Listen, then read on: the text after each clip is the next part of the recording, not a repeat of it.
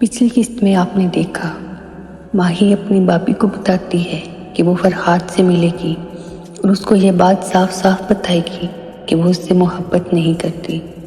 फिर फरहाद को एक नौकरानी पैगाम देती है कि फ़कीरा ने उसको बुलाया है। जब फरहाद फ़कीरा के पास जाता है तो उसको कहती है कि माही ने तुझको बुलाया है। हवेली के पीछे एक लाइब्रेरी है, माही वहाँ तुम्हारा इंतज़ार कर रही है, जाओ और माही से मिल लो। जब फरहाद माही से मिलने जा रहा होता है तो सज्जल छत पर खड़ी होकर देख रही होती है और कहती है, तुम मेरी जैसी लड़की से मोहब्बत क्यों करोगे? तुमको तो महलों की शहजादियाँ खुद मिलने के लिए बुलाती हैं। फिर फरहाद लाइब्रेरी में पहुंचकर माही से बात करता है।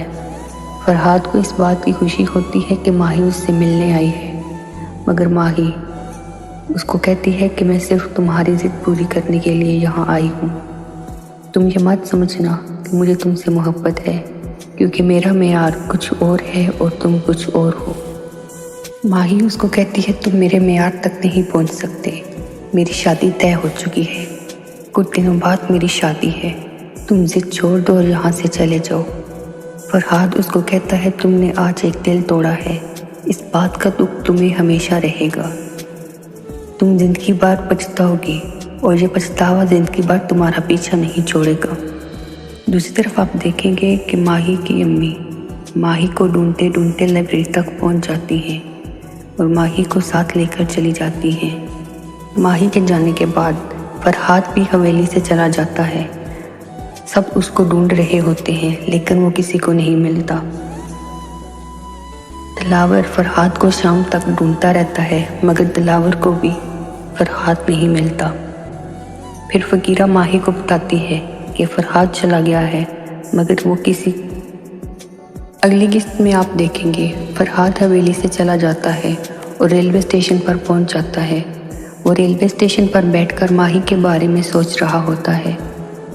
दूसरी तरफ माही फरहाद के जाने की वजह से परेशान होती है। फिर कुछ दिन बाद माही की शादी की तैयारियां शुरू हो जाती हैं। वो अपनी शादी को लेकर ज़रा भी खुश नहीं होती। कुछ दिन गुजरने के बाद फरहाद की मौत की खबर आती है। सारी हवेली में ये खबर आग की तरह फैल जाती है और माही तक भी ये खबर पहुंच जाती है। माही ये खबर सुनकर मज़ीद परेशान हो जाती है और वो हवेली से भागकर फरहाद के पास जाने की कोशिश करती है। जब वो भागकर हवेली से बाहर निकलने की कोशिश करती है तो उसकी भाभी उसको पकड़कर कमरे में ले जाती है। फिर आप देखेंगे कि ये खबर फरहाद के घर वालों को मिलती है।